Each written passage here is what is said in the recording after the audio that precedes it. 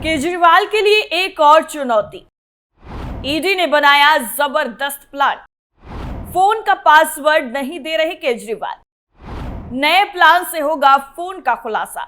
नमस्कार, मैं हूं सायमा और आप देख रहे हैं टर्निंग पॉइंट। ईडी की तरफ से जब से दिल्ली के मुख्यमंत्री अरविंद केजरीवाल को गिरफ्तार किया गया है, तब से लगातार अरविंद केजरीवाल को लेकर कई तरह के खुलासे हो रहे हैं।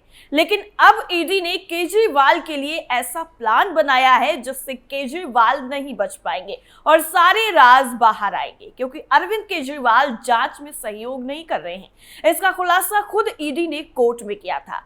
अब जब अरविंद केजरीवाल की रिमांड खत्म होने वाली है, तो ऐसे में ईडी अरविंद केजरीवाल के फोन का पासवर्ड मांग रही है, लेकिन केजरीवाल अपना पासवर्ड नहीं बता रहे, जिसके बाद ईडी ने अब मास्टर प्लान बनाया है जिससे अरविंद केजरीवाल के फोन के सारे राज अब बाहर आएंगे। तो क्या कुछ है पूरा मामला और कैसे अरविंद केजरीवाल की पूरी कहानी से पर्दा उठने वाला है, चलिए आपको बताते हैं। शराब घोटाले में गिरफ्तार दिल्ली के मुख्यमंत्री अरविंद केजरीवाल प्रवर्तन निदेशालय यानी ईडी के अधिकारियों के साथ जांच में सहयोग नहीं कर रहे हैं। यही वजह है कि लगभग इतने दिन तक कस्टडी में रहने के बावजूद अधिकारियों को उनके एप्पल मोबाइल तक पहुंच नहीं मिल पाई है। रिपोर्ट्स के मुताबिक सीएम केजरीवाल के मोबाइल का लॉक खुलवाने के लिए अधिकारियों ने अब सीधा एप्पल कंपनी से संपर्क किया है, जिससे अरविंद केजरीवाल के होश उड़ गए हैं और उनका बच पाना मुश्किल हो गया है।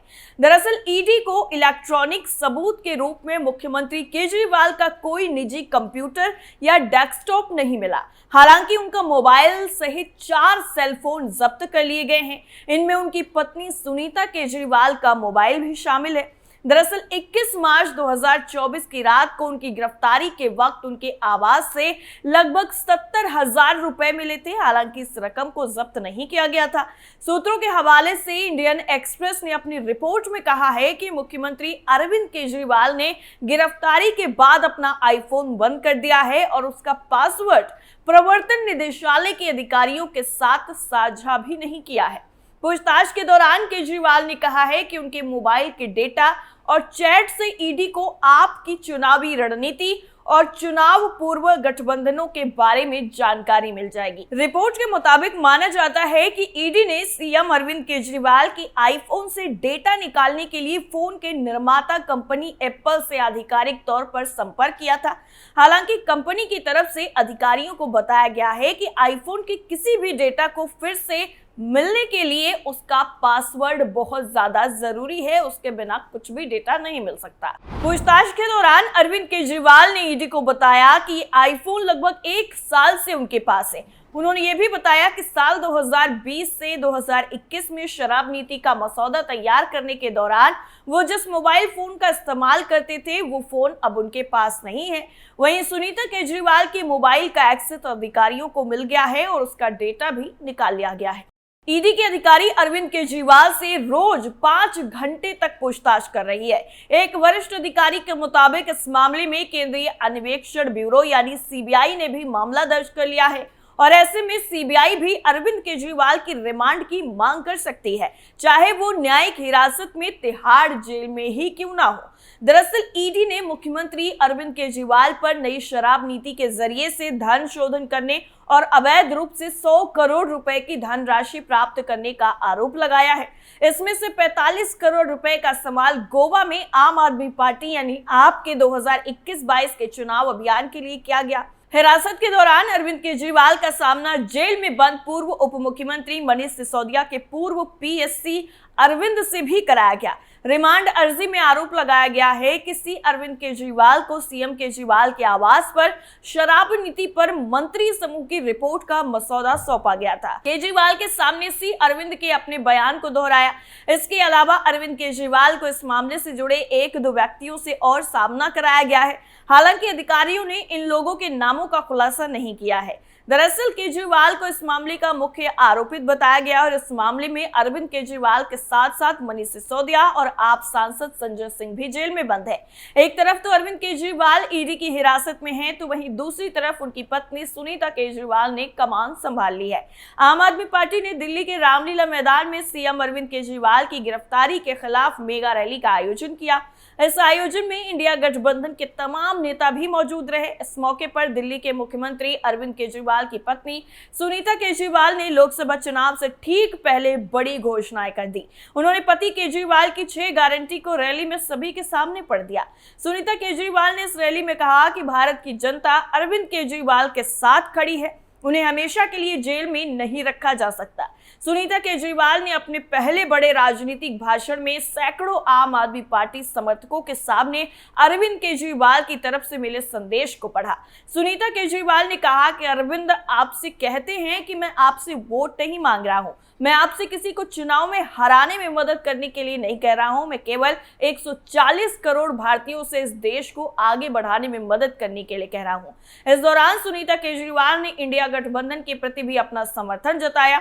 उन्होंने कहा कि इंडिया सिर्फ हमारे लिए गठबंधन नहीं बल्कि हमारी धड़कन है। इस दौरान सुनीता केजरीवाल ने अरविंद केजरीवाल की तरफ से लिखे 6 गारंटियों को पढ़कर भी सुनाया। सुनीता केजरीवाल ने कहा कि अरविंद केजरीवाल की पहली गारंटी है कि देश भर में बिजली कटौती नहीं होगी। दूसरी गारंटी है कि देश भर में गरीबों के लिए बिजली मुफ्त होगी। तीसरा, हर गांव में एक अच्छा स्कूल होगा जहां समाज के सभी वर्गों के बच्चों को गुणवत्तापूर्ण शिक्षा मिलेगी। चौथा, हर गांव में एक मोहल्ला क्लिनिक होगा और हर जिले में सरकारी मल्टी स्पेशलिटी अस्पताल होगा। पांचवा, किसानों को स्वामीनाथन रिपोर्ट के अनुसार अच्छा न्यूनतम समर्थन मूल्य मिलेगा। और आखिरी गारंटी यह है कि दिल्ली के लोगों के साथ कई वर्षों से अन्याय हो रहा है, ऐसे में हम इस अन्याय को खत्म करेंगे। दिल्ली को हम राज्य का दर्जा दिलाएंगे। हम इस सभी गारंटी को सत्ता में आने के अगले 5 साल के भीतर ही पूरा करेंगे। इतना ही नहीं, आम आदमी पार्टी ने केजरीवाल को आशीर्वाद अभियान भी लॉन्च किया है। सुनीता केजरीवाल ने नंबर देकर लोगों से आशीर्वाद देने के लिए कहा, तो वहीं दूसरी तरफ केंद्रीय मंत्री हरदीप सिंह पुरी ने प्रवर्तन निदेशालय यानी ईडी की कस्टडी में रह रहे अरविंद केजरीवाल पर तंज कसा कि उनके यानी अरविंद केजरीवाल के पास गिनती का वक्त बचा हुआ है। संभवतः उनकी पत्नी सुनीता मुख्यमंत्री पद की तैयारी कर रही हैं। केजरीवाल की पत्नी रेवेन्यू सर्विस में रहने के दौरान महज उनकी साथी नहीं थी, वो केजरीवाल यानी सबको साइडलाइन कर चुके हैं। अब मैडम तैयारी कर रही हैं। उधर दिल्ली की मंत्री और आप नेता आतिशी ने आरोप लगाया कि ईडी भाजपा के राजनीतिक हथियार के रूप में काम कर रही है। वो दिल्ली के मुख्यमंत्री अरविंद केजरीवाल के फोन तक पहुंचकर आपकी लोकसभा चुनाव रणनीति के बारे में जानना चाहती है। अरविंद केजरीवाल के फोन का पासवर्ड ईडी नहीं भाजपा चाहती है। आपको बता दें कि इससे पहले ईडी ने केजरीवाल की पत्नी सुनीता केजरीवाल का फोन भी जब्त किया था और इसका खुलासा कोर्ट में हुआ था। दरअसल ईडी ने केजरीवाल की रिमांड बढ़ाने की मांग करते हुए कहा था कि अभी कुछ और आरोपियों से उनका आमना सामना करना है। जांच एजेंसी ने यह भी आरोप लगाया कि केजरीवाल जांच में सहयोग नहीं कर रहे हैं। कहा यह भी गया कि वो अपने फोन का पासवर्ड नहीं बता रहे हैं। ईडी ने यह भी कहा कि एक मोबाइल गिरफ्तार किए गए शख्स की पत्नी फोन का डेटा निकाल लिया गया है और इसका विश्लेषण किया जा रहा है। हालांकि 4 अन्य डिजिटल डिवाइसेस जो गिरफ्तार किए गए व्यक्ति से जुड़े हैं, इसका डेटा निकाला जाना बाकी है। वो अपना पासवर्ड और लॉगिन डिटेल देने के लिए अपने वकीलों से बात करना चाहते हैं। दिल्ली के मुख्यमंत्री अरविंद केजरीवाल ने अदालत में सुनवाई के दौरान खुद दलीलें दी और कहा कि देश के सामने आम आदमी पार्टी यानी आपके भ्रष्ट होने की झूठी तस्वीर पेश की जा रही है। इतना ही नहीं, केजरीवाल ने यह भी दलील दी थी कि जब ईडी ने उन्हें स्पेशल कावेरी बाविजा की अदालत में पेश किया, ईडी ने केजरीवाल की 7 दिन की हिरासत का अनुरोध करते हुए कहा कि मामले से जुड़े कुछ लोगों से उनका आमना सामना कराने की जरूरत है। हाईकोर्ट ने दोनों पक्षों को सुनने के बाद फैसला कुछ देर के लिए सुरक्षित भी रख लिया था। बाद में अदालत ने उनकी रिमांड को 1 अप्रैल तक बढ़ाने का फैसला सुनाया। लेकिन अब जब अरविंद केजरीवाल अपने फोन का पासवर्ड ही नहीं बता रहे हैं, तो ईडी इस बात को आधार बनाकर एक बार फिर से अरविंद केजरीवाल की रिमांड को बढ़ाने की मांग कर सकती है। और अगर अरविंद केजरीवाल की रिमांड फिर से बढ़ी तो ये तय माना जाएगा कि मनीष सिसोदिया, संजय सिंह की तरह ही केजरीवाल लंबे वक्त के लिए जेल की सलाखों के पीछे पहुंच जाएंगे। आपका क्या मानना है, हमें कमेंट करके जरूर बताइएगा। फिलहाल के लिए इतना ही। बाकी खबरों के लिए आप जुड़े रहिए कैपिटल टीवी के साथ। नमस्कार।